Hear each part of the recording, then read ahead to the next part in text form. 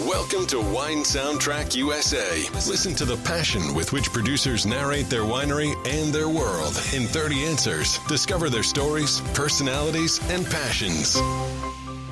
Hello, friends and listeners of Wine Soundtrack. This is Allison Levine, and today I'm with Ryan Hodgins of FEL Wines in Anderson Valley. Welcome, Ryan, and tell us, where is Anderson Valley? Tell us about FEL Wines and what are you making? Thank you. Pleasure to be here. So Anderson Valley is in Mendocino County. It's California's northernmost and one of its coolest wine-growing regions. We're about 120 miles north of San Francisco. We focus on cool climate varieties, Pinot Noir, Chardonnay, and Pinot Gris. And do you own a vineyard and purchase fruit from other places? Tell me a little bit about where you're sourcing your fruit. So both. We own the Savoy Vineyard, which I'd worked with when we first started in 2005. At the time, it was farmed and owned by Richard Savoy, who planted the vineyard. We were able to purchase the vineyard outright in 2011. In addition to Savoy, we sourced from about a half dozen other vineyards that we use to make vineyard designate Pinot Noir from, say, Farrington or Wendling Vineyard, as well as a number of other growers that the fruit is used for our appellation level Pinot Noir and Chardonnay. What is your total case production? We're at about 11,000 cases right now. And can we find your wines across the country? Yes, we are in virtually every state in wholesale distribution, and then also our sister wineries, Cliff Lede Vineyards in Napa, and that's where our wines are available in their tasting room. Okay, well, now that we have that out of the way, let's learn a little bit about you. Tell me, what is your first wine memory? I didn't really grow up around wine. Wine was opened and Thanksgiving and holidays growing up. But I went to high school in Portland, Oregon, and became first aware of the wine industry in the Willamette Valley. And seeing those vineyards in the late 80s and early 90s starting to develop some acclaim was kind of the first time wine as an idea even really came into my mind. Do you remember what the most memorable or the first, or maybe it was not the first, wine you had and where it was, what the circumstances were? Not the first. The most memorable wine for me was a Catherine Kennedy Cabernet from Santa Cruz Mountains. It was my first aha wine, and I had it in Davis when I was getting my master's there in wine studies. And I was excited about the idea of wine. I was excited about making wine, but I had not yet had a wine that really blew my mind until having that wine. I think it was from 97 or so, and it was in a tasting, and it was the first time I thought, oh, this is why everybody goes bonkers for this stuff. Have you had the privilege of traveling around the world and tasting other wines? Yes, I've been quite lucky in that regard. In Davis, the students put on a trip every year, and we went and basically did a full tour of France for 2 weeks, visiting some, tremendous producers from Latour and Bordeaux to Romanée-Conti. Since then, last summer I was able to go back to Portugal and Spain, visiting wineries in there. And I also spent about 5 months making wine abroad, but I was in an unusual wine region. I was in India, making wine for a kind of a teaching winery. It was kind of the equivalent of a community college type place in the state of Maharashtra, and was the harvest winemaker there. Wow, what a fascinating place to make wine. It was a ton of fun. It was shortly after I got out of Davis, and right before we started this project that became FEL. And, I had lots of friends who were going to South America or Australia or New Zealand, and through a connection, I was introduced to Carrie Damsky, who's a Sonoma-based winemaker who's been working as a consultant in India since the late 90s. Well, I don't know if India would qualify as this, but traveling abroad, where would you say are some of the best wines you've tasted?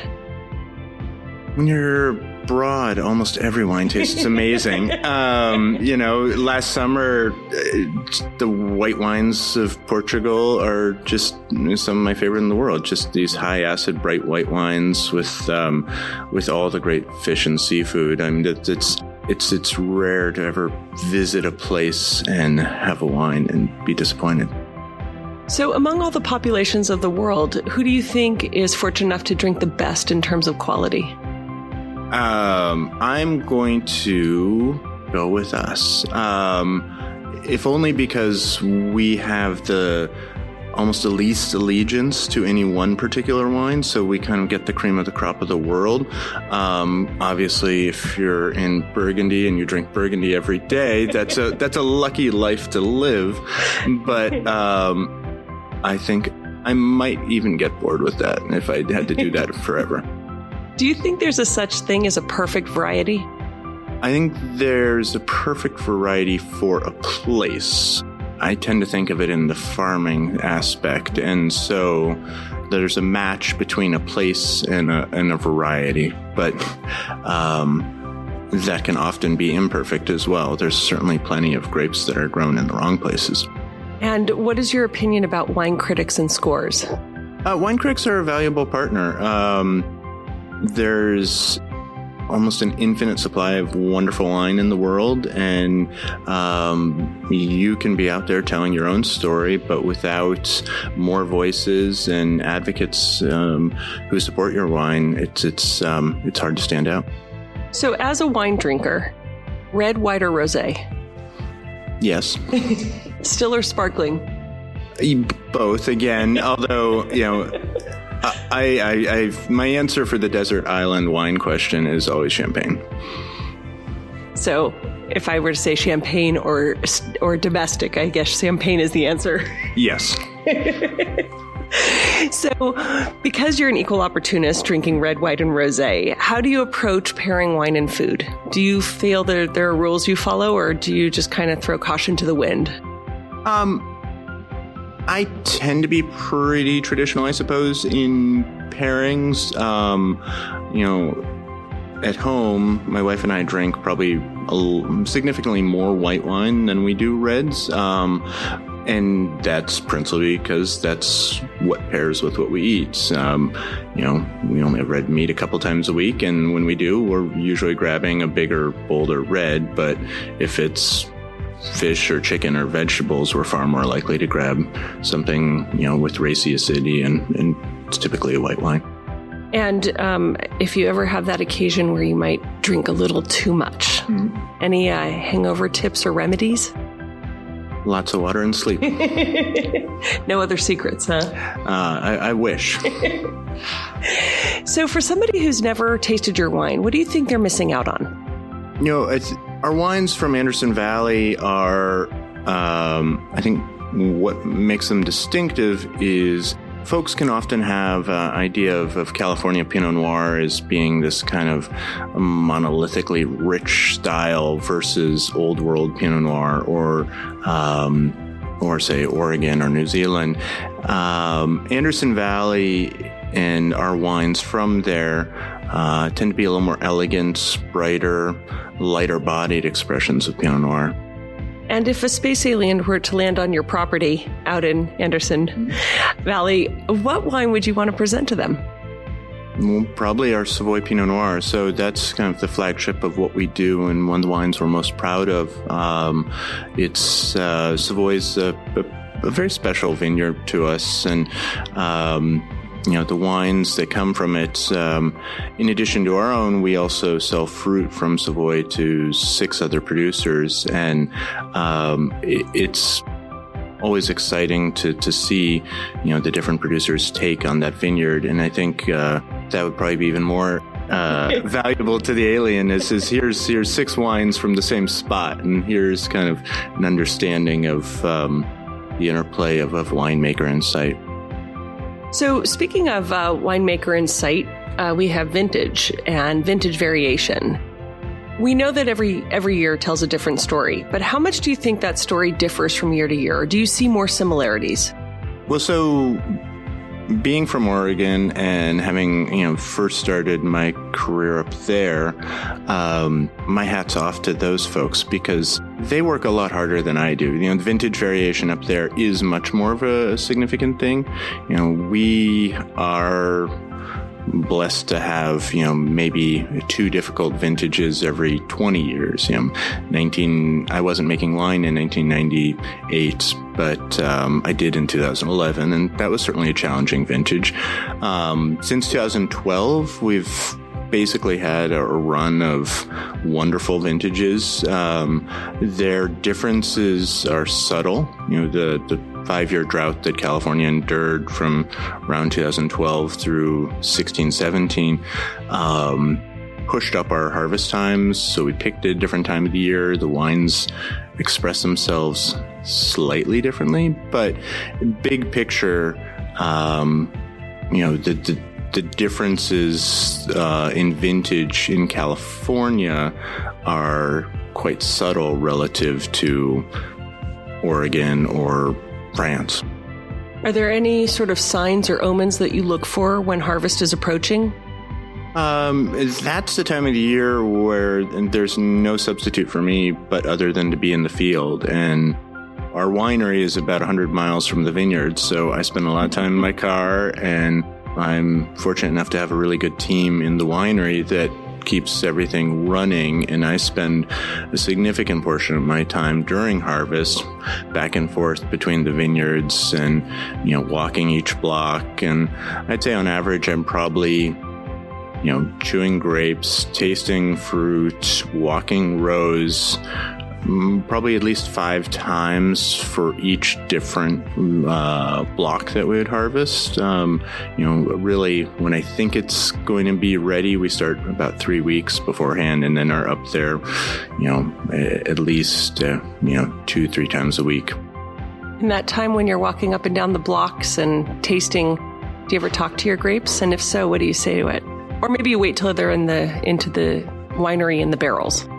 Less talking to grapes, more chasing my dog who's chasing jackrabbits. That tends to be a kind of the thing, my biggest distraction when I'm up there.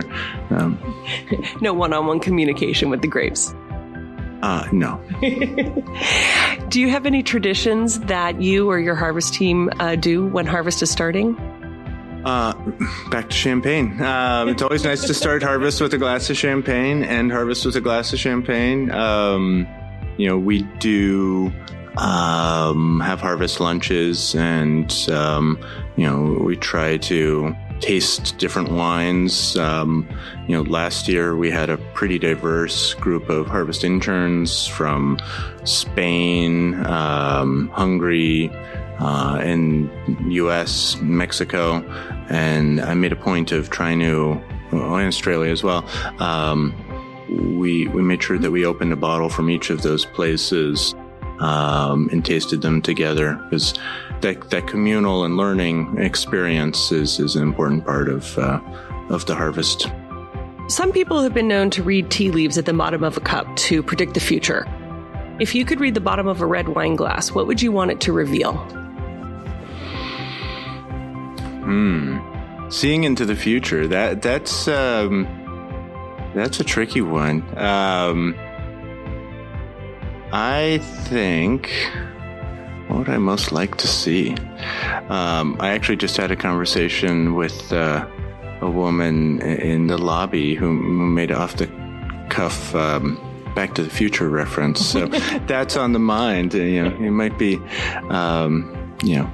see who's going to win the World Series and, bet a fortune on it. Back to the Future. Nothing about predicting next harvest. No.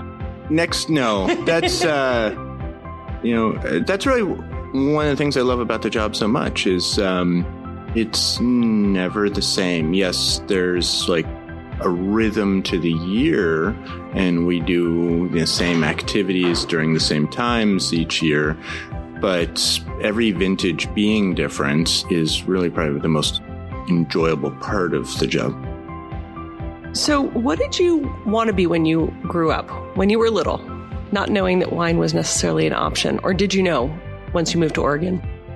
No, I honestly had no clue. I went to college and settled on biology as a major, in part because I loved plants. Gardening had always been an important part of my family, and food as well. My mother was what we would now call, a farm-to-table type advocate. And, the only canned foods I ate growing up were ones that she prepared herself. So food and gardening were important to me. And when, I went for a while, I thought about I might end up in food science and as a biology and biochemistry major. But then I learned that was really just kind of developing the perfect Pop-Tart. So wine was kind of a nice synthesis of the plant biology and the chemistry sides. When you're not working, how do you spend your free time? I have 3 children, so I don't have any free time. Did you used to have any sports or other activities you like to do? I run. I mean, that's really my escape. There you go. Running is how I stay in shape, and it's one of my passions. If you ever find time for a romantic evening, amidst work and the 3 kids, what sort of wine would you be pulling out to impress your wife? Champagne again. It's always the right answer. Yeah, when in doubt, go for bubbles. So I'm curious if you remember the best piece of advice you ever received. So my mother had a quote on the wall, and I think last time I tried to say it, I got it wrong, but it was something to the effect of the only constant is change, and that was a theme for growing up, but that's still how I view life, and nothing stays still. And if you could offer a piece of advice to our listeners today, what can you share with them? Drink more Chardonnay. More Chardonnay. That's one of my passions. We haven't touched on that yet, but we do make a lot of Chardonnay, and our Anderson Valley Chardonnay I describe as a wine for people who think they don't like Chardonnay, because much like, people can have an impression of California Pinot Noir as being kind of a monolithic thing. Similarly, Chardonnay gets painted with this broad brush of being assumed to be oaky and buttery, and we make a style of Chardonnay that's distinctly not that. It's fresh and acid-driven, and I really encourage people who think they don't like Chardonnay to explore, one of the world's great grapes. What would you say your proudest achievement in your work is to date? We've had some challenging. I'd say the vintages themselves were great for wine quality, but I'd say getting through 2017, where we faced challenges of some significant heat at the early of the season, and then the fires that affected the North Coast. We stopped picking, or we were done picking, I should say, just 3 days before the fires started. But that, I'm really proud of our 2017s that were made in stressful time. Very stressful. Wow. So complete this sentence for me. A table without wine is like? No fun. Okay, so now thinking about somebody, living or dead, they're sitting at a table at a restaurant, and the paparazzi shoot a picture. And in the background of that picture is a bottle of your wine sitting on the table. Who would you want that person to be drinking your wine? So, want to be somebody who was passionate about wine, and so that they really could appreciate what we make. Let's go with Thomas Jefferson. He was a pioneer in winemaking in America. And what's that quote from? I think it was Kennedy, who had a dinner of Nobel laureates in the early 60s, and he had some quote about saying it was the greatest assemblance of minds in the White House since Thomas Jefferson ate alone. So, considering the tough conditions of 2017 and, global warming and everything that's happening in our world, do you think we'll still be drinking wine, making wine in 500 years' time or more? I think as long as we're here, we will be making wine. Certainly where we make wine and how it's grown, we'll have to adapt. But I think, looking at the arc of civilization, wine has always been with us, and there's no reason to think it won't be with us in the future. So you mentioned earlier that your desert island wine is champagne. I'm going to send you off to a desert island, but you get 3 wines. What other 2 wines would you take with you? Chablis. And if the island's big enough that there would be some options for red meat, then I should probably bring a red along. So that would have to be Pinot Noir. Well, I do like the Chablis. So you've got your Chardonnay covered, your Champagne covered. Yeah, makes sense. What you make is what you drink. Absolutely. So of all the places in the world that they're making wine and there are to travel, is there one place on your bucket list that just hits the top that you want to still explore? I've never spent any time in any of the wine regions of Italy, and I love Brunello. I'm dabbling in Barolo. I don't have. That's another expensive hobby, but I very much want to spend some time in the wine country of Italy. Well, before you head off there, and before we go today, one last little game that we play here at Wine Soundtrack is pairing wine and music, because we know how much we like to either wine makes us think of music or the other way around. So just based on some of the wines we talked about today, just share with me what you would want to be listening to while you drink that. It can be a specific song, a specific artist, or it could be a genre of music. Mm-hmm. So let's start with that champagne, since you drink a lot of it. Champagne's that should have a good party music soundtrack. So what would we be listening to? Let's go with. I'm going to go with the music I was probably listening to in college the most with champagne. So, which would be, early 90s hip hop, probably. Early 90s hip hop with champagne. Mm-hmm. It'll put you in a good mood. Yeah. It'll keep you dancing. Exactly. The Anderson Valley Chardonnay, Cool Climate Chardonnay. That's more, go with Marvin Gaye. And let's finish with the Savoy Pinot Noir.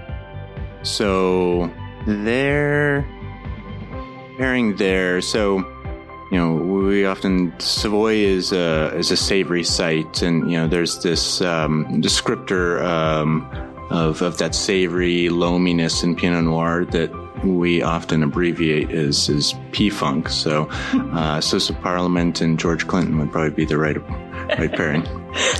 I like how you connect that together. Well, Ryan, I want to thank you for joining us today on Wine Soundtrack. And before we go, can you remind our listeners where they can find your wines and can they visit you? Absolutely. So, again, the wines are available at our sister wineries tasting room, Cliff Lede Vineyards in Yountville in Napa.